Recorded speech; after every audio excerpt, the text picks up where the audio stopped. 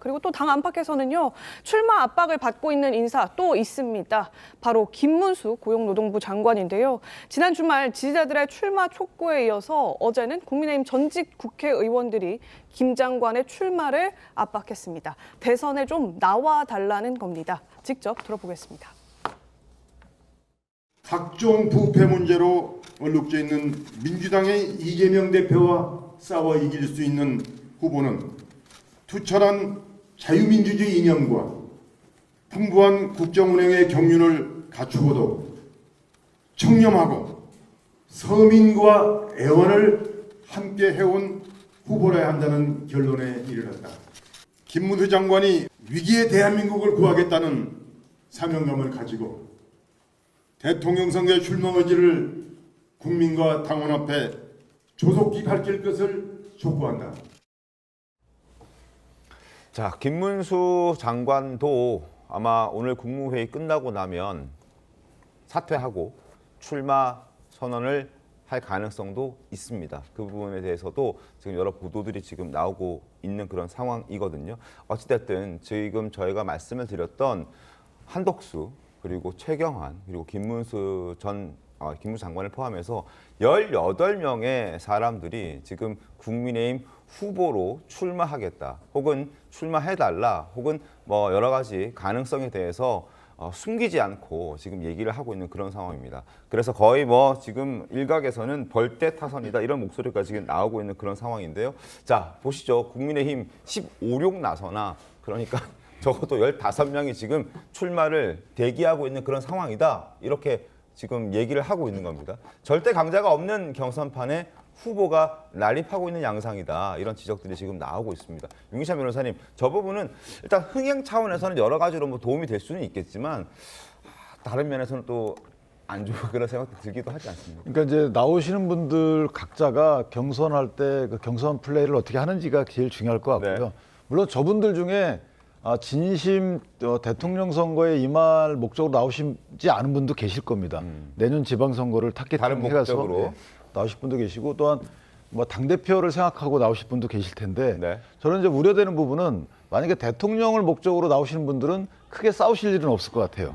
그런데 당대표를 겨냥해서 나오신 분들은 아마 약간의 그 전략이 다를 것 같거든요. 네네. 그 과정에서 불거질 수 있는 내부적인 분열은 좀 피해야 되지 않겠는가라는 생각이 들어서 저는 개인적으로 많은 분들이 나와서 열심히 뛰는 건 좋은데 그 뛰는 과정에서 내부 분열을 초래할 수 있는 전선을 후퇴시키는 부분 이런 부분만 조심하시면 될 것 같은데 제가 2016년, 17년도 그 이후에 쭉 거쳐오면서 당내 분열이 결국 어떤 결과를 초래하는지에 대해서 다 이미 보고 배웠기 때문에 막 그거는 안 할 거라 생각하지만 지금도 약간의 말씀들이 나오거든요. 뭐 제가 말씀 구체적으로 안 드리겠지만 어쨌든 그런 부분들은 비공개적으로 했으면 좋겠어요.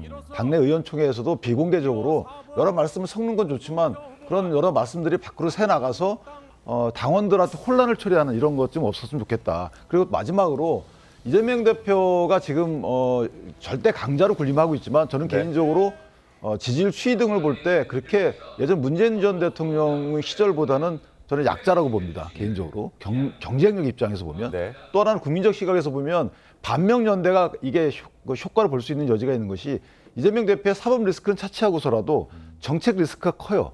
이 뭐 여러 가지 정책 기조 변화를 추구한다고 말씀 주시지만 기본소득으로 대표들은 기본 시리즈에 대해서 아직 국민이 합의한 사항이 전혀 없거든요.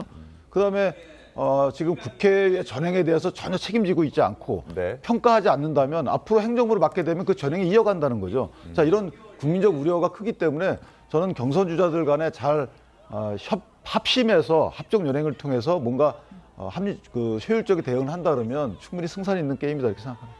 지금은 18룡이지만 좀 더 이제 합동연행하는 시간이 좀 필요할 거다. 당장 근데 김문수 장관은 그래도 완주할 것 같다는 생각이 들어요. 장관직까지 내려놓고 이제 출마한다는 것은 대선을 향한 진정성이 조금 더 이 18룡 가운데 더 있는 사람으로 꼽아볼 수도 있을 것 같은데 말씀드린 것처럼 오늘 국무회의에서 이제 사표 내고 본격 이제 출마 선언한다고 하거든요. 어떤 메시지 좀 낼 것 같습니까? 일단 김문수 장관은 원래는 민중당 출신이에요. 민중당 출신이고 노동운동을 했지만 지금은 뭐 어떻게 그 보수 중에서도 강성 보수를 이제 꼽히고 있지 않습니까? 네. 이제 그런 부분은 결국 뭐냐면은 정체성을 이야기를 하겠죠. 김문수 장관은 정체성, 그러니까 보수의 정체성을 이 기초로 해서 대선에 지금 출마 선언을 할 겁니다. 그런데 거기에 따르면 이제 편향성 문제가 또 나오죠.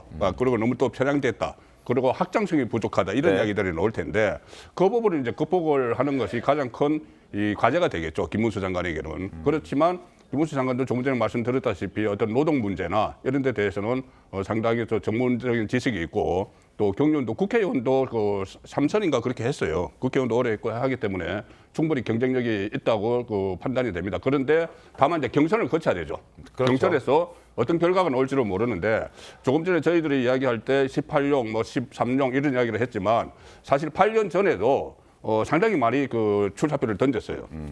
실제로 그 8년 전에도 그 등록까지 한 후보가 9명이었습니다. 9명이 등록을 해서 그다음에 컷오프를 해서 4명이 컷오프해서 홍준표 대표를 포함해서 4명이 들어갔거든요. 그래도 9명이나 됐어요. 네, 그때 9명 됐습니다. 그 9명이 뭐 홍준표, 이인재, 원유철, 안상추, 조경태, 김진태, 김관영 쭉 있어요. 네. 지금도 너무 과도하게 많다 이런 것은 아니고 그런 것은 아닌데 어제 저쪽에 이제 등록을 하는 사람은 한 10명 정도 된다면은 8년 전하고 비슷해요. 비슷한 이제 컷오프하는 과정에서 또 좀 속아내는 사람들도 있을 거고 한데 그 중에서 김문수 장관이 어떤 경쟁력을 발휘할지 현재 지금 나오는 뭐 어떤 뭐 조사 같은 것 이런 것과 같은 그 흐름으로 갈지 특히 국민의힘 지지층은 어떤 판단을 할지 그런 부분들이 앞으로 지켜봐야 되는 거죠. 자, 그리고 김문수 고용노동부 장관, 저희가 앞서도 말씀을 잠깐 드렸는데 정치 아이템을 소화하는 과정에서 아마 오늘 국무회의가 끝나고 나면은 사의를 표명할 것이고 지금 속보 나오고 있습니다. 사의를 표명했다. 예상대로 사의를 표명했고요.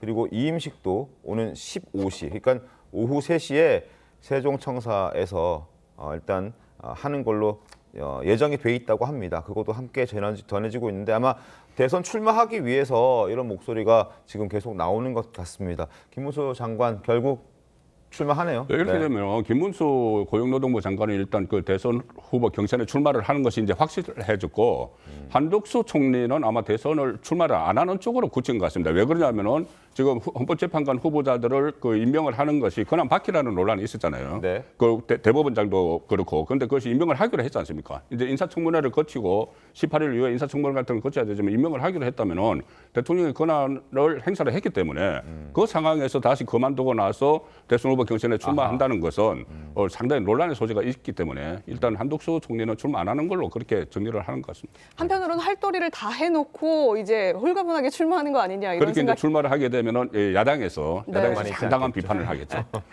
예, 알겠습니다.